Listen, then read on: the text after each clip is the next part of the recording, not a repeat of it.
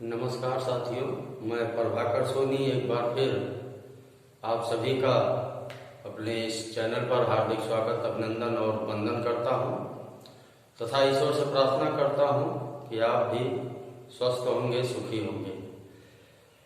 आज हम लोग एक अत्यंत ही महत्वपूर्ण विषय पर चर्चा करेंगे, वर्ग और वर्गमूल।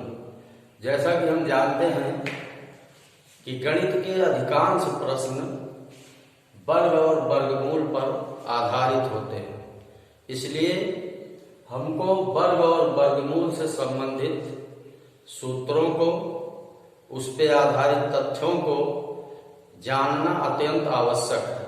इसके साथ साथ अगर हम अपनी गणना शैली को और अधिक विकसित करना चाहते हैं तो उसके लिए हमें वर्ग और वर्गमूल को जानना और समझना अत्यंत आवश्यक है। इसलिए आज हम इसी विषय पे चर्चा करेंगे और जानेंगे कि वर्ग क्या होता है, वर्गमूल क्या होता है और इस पे कौन कौन से सूत्र, कौन कौन से इसके नियम, इन चीजों को आज हम जानेंगे। तो आइए सर्वप्रथम हम वर्ग की परिभाषा क्या होती है इसको जान लें।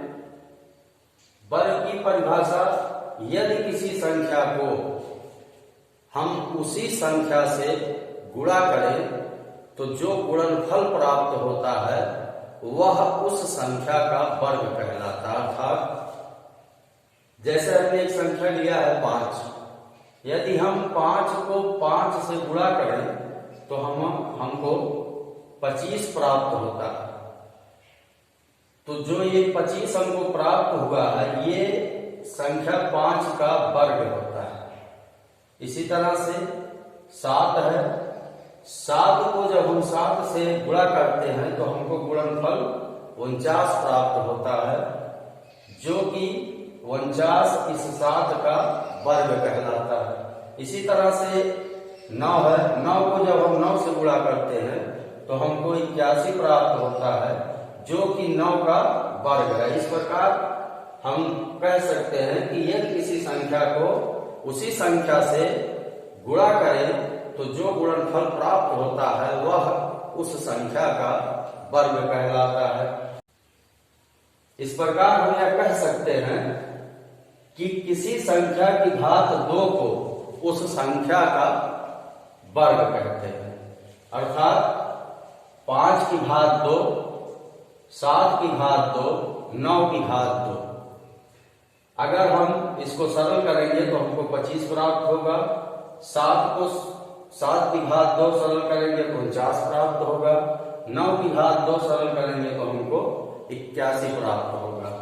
5 की घात 2 का अर्थ होता है 5 को 5 से गुणा किया गया है।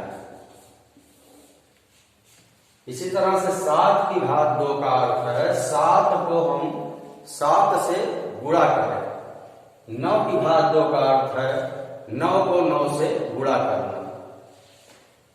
एक चीज और जान लें, ऐसा चतुर्भुज जिसकी चारों भुजाएं बराबर हों और जिसका प्रत्येक कोण समकोण अर्थात 90 अंश का हो, उसको हम वर्ग कहते हैं।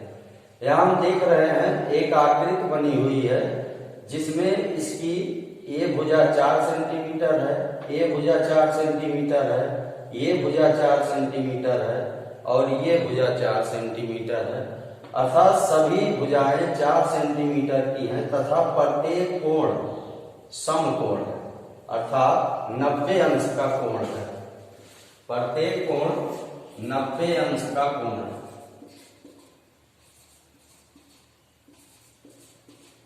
इसको हम वर्ग कहते हैं। ये वर्ग का ज्यामितीय अर्थ है। पूर्ण वर्ग संख्या की पहचान कैसे करेंगे? कोई संख्या पूर्ण वर्ग है अथवा नहीं है, इसकी पहचान हम कैसे करेंगे? मान लीजिए एक संख्या है 225।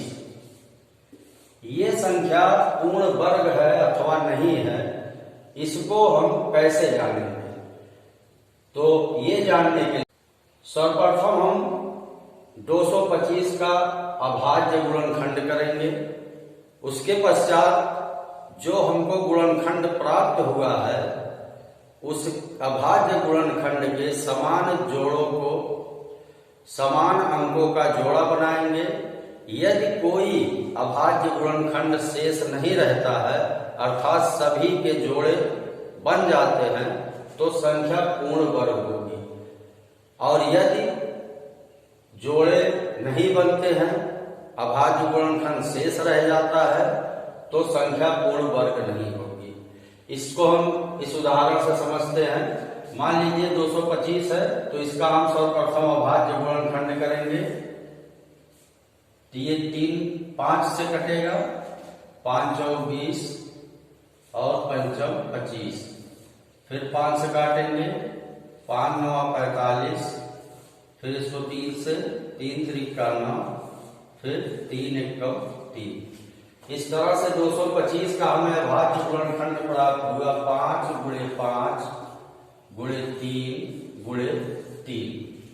अब हम इन अभाज्य गुणनखंड का जोड़ा बनाएंगे। इस तरह से एक जोड़ा ये हुआ, एक जोड़ा ये हुआ, अर्थात 5 गुणे 3, ये हो गया 15।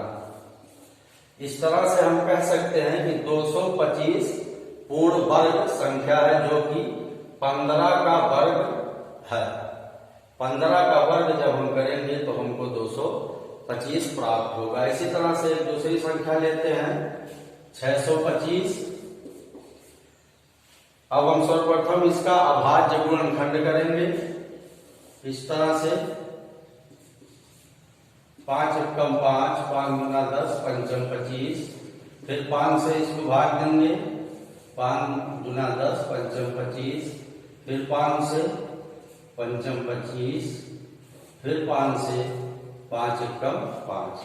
अब हमें 625 का अभाज्य गुणनखंड प्राप्त हुआ 5 गुणे 5 गुणे 5 गुणे 5।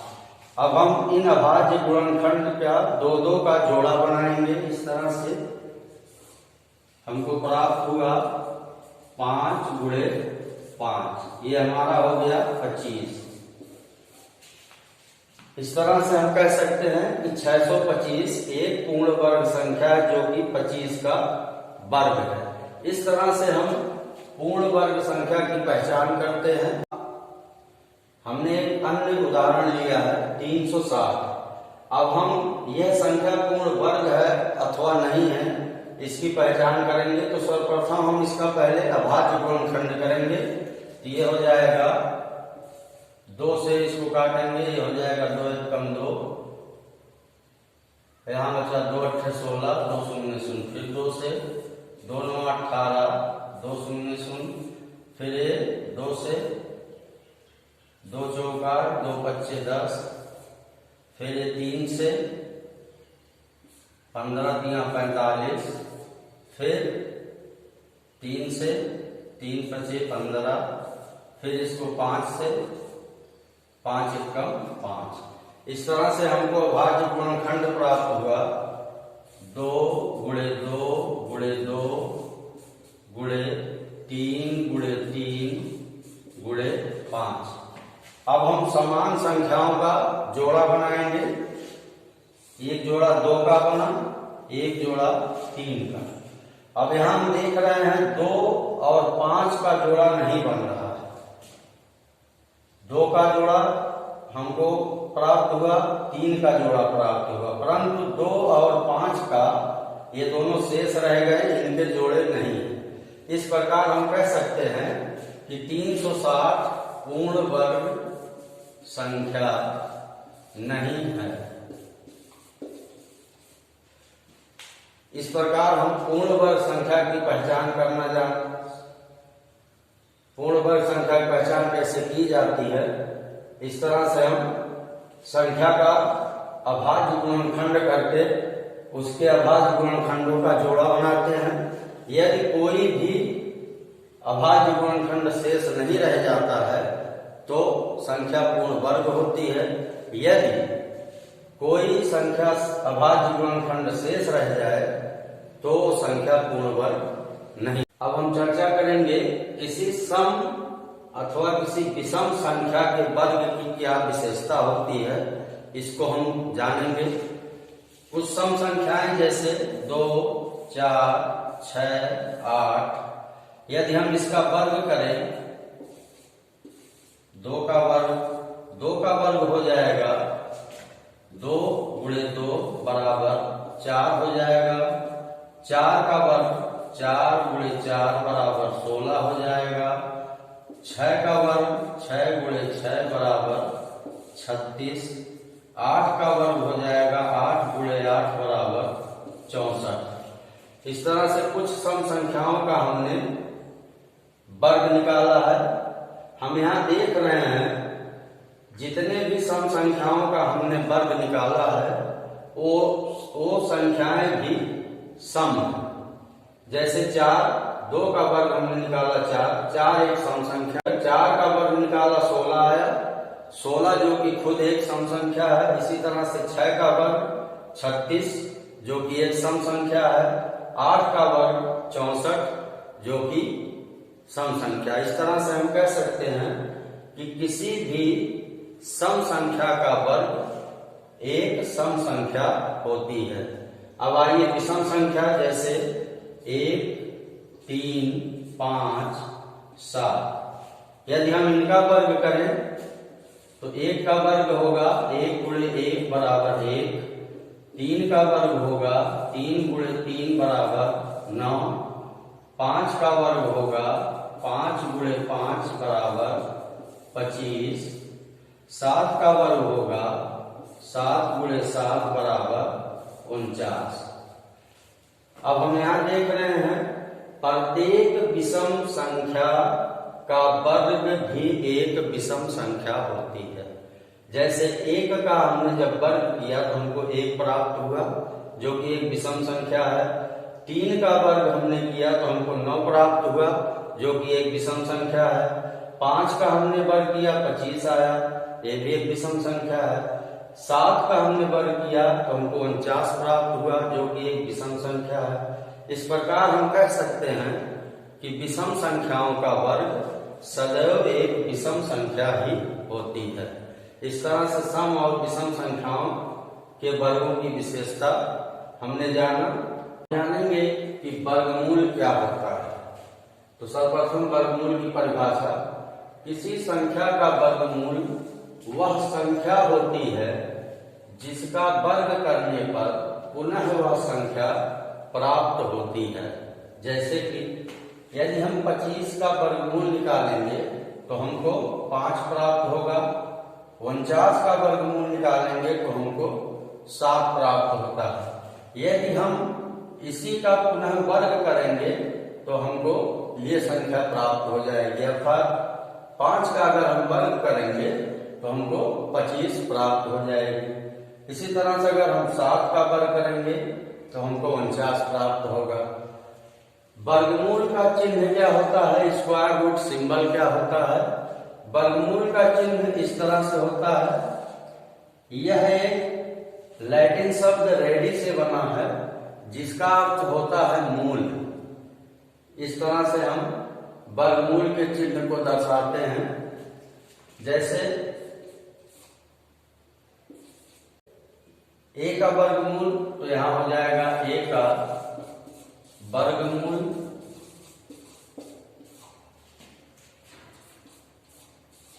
यदि हम यहां 3 लिखते हैं तो ये हो जाएगा a का घनमूल। यदि हम यहाँ 4 लिखते हैं तो ये हो जाएगा a का चौथा मूल।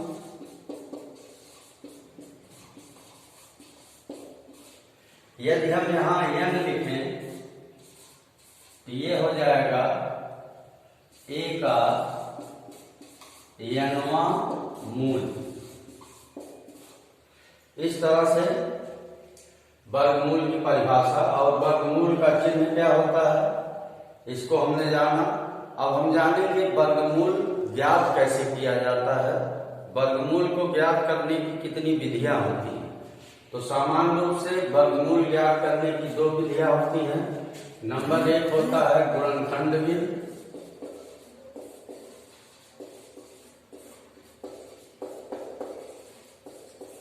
और नंबर 2 होता है भाग विधि।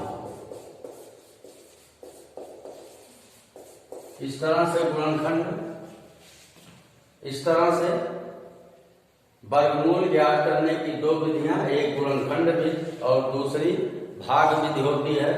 तो सर्वप्रथम हम गुणनखंड विधि का अध्ययन करेंगे, उसके बाद भाग विधि को हम देखेंगे कि भाग विधि क्या होती है और किसी संख्या का हम भाग विधि द्वारा वर्गमूल कैसे ज्ञात करते हैं। तो सर्वप्रथम हम गुणनखंड विधि का अध्ययन करेंगे कि गुणनखंड विधि से हम किसी संख्या का वर्गमूल कैसे ज्ञात करते हैं। हमने यहाँ पे दो उदाहरण लिया है, पहला 576, दूसरा है 2025। अब हम इनका गुणनखंड विधि द्वारा वर्गमूल ज्ञात करने का प्रयास करेंगे कि गुणनखंड विधि से इसका वर्गमूल कैसे निकाला जाता है। तो गुणनखंड विधि से वर्गमूल निकालने का कुछ नियम होता है। सर्वप्रथम हम दी हुई संख्या का अभाज्य गुणनखंड करेंगे, उसके बाद जो अभाज्य गुणनखंड हमको प्राप्त होता है उसमें हम समान अंकों के दो दो का जोड़ा बनाएंगे और उसके बाद उस जोड़े से एक अंक लेके सभी का हम आपस में गुणा कर लेंगे। तो जो हमको संख्या प्राप्त होगी वही दी गई संख्या का वर्गमूल होगा। तो आइए इसका सर्वप्रथम हम अभाज्य गुणनखंड करते हैं। ये हो जाएगा 2 दूना 4, 2 अट्ठे 16, 2 अट्ठे 16, 2 एकम 2, 2 चौका 8, 2 चौका 8, फिर 2 सत्ते 14, 2 दूना 4, फिर 2 से 2 तिया 6, 2 छक 12, फिर 2 से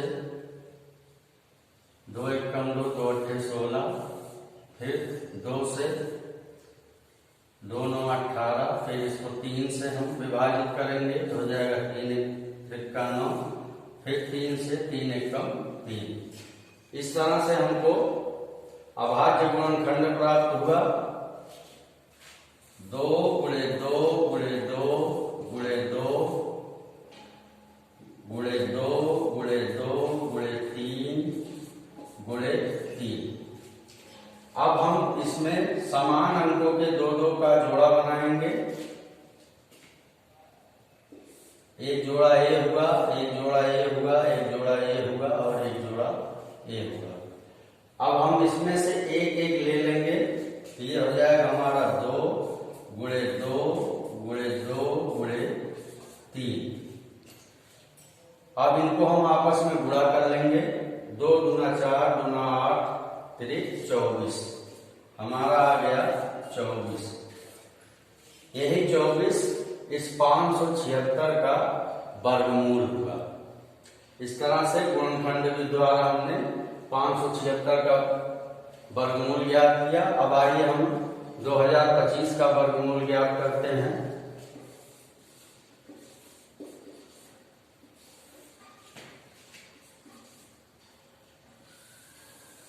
पांच से विभाजित करेंगे, 5 चौक 20, 2 नहीं कटेगा, 0 बढ़ाएंगे, फिर 5 25, फिर 5 से 5 8 40, 5 एकम 5। अब ये 5 से नहीं विभाजित होगा, इसको 3 से विभाजित करेंगे।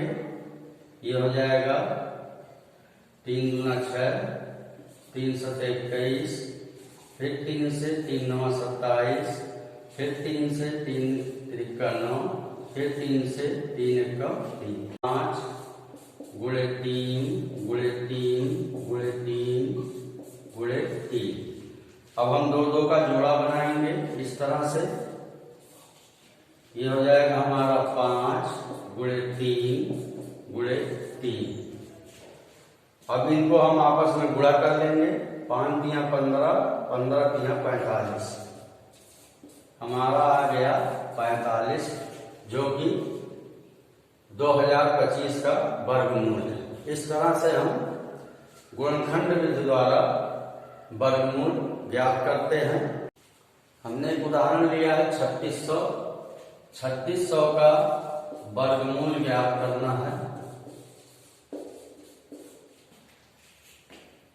अब हमें 3600 का वर्गमूल ज्ञात करना है, तो इसको हम ज्ञात करेंगे गुणनखंड विधि द्वारा। 3600 का वर्गमूल कितना होता है? तो सर्वप्रथम हम 3600 का अभाज्य गुणनखंड करेंगे।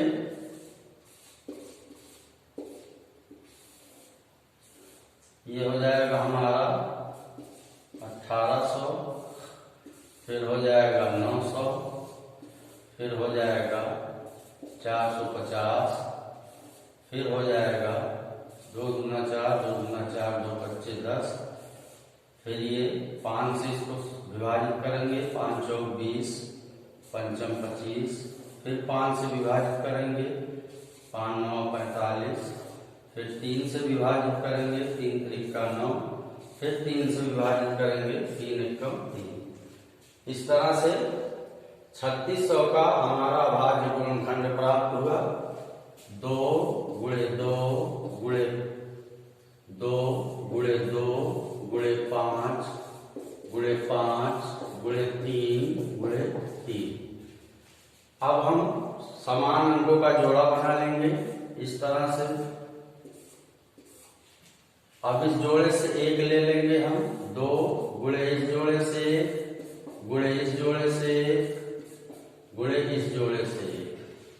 अब हम सभी को आपस में गुणा कर देंगे तो हो जाएगा 2 दूना 4, 25 20 और 20 तियां 60।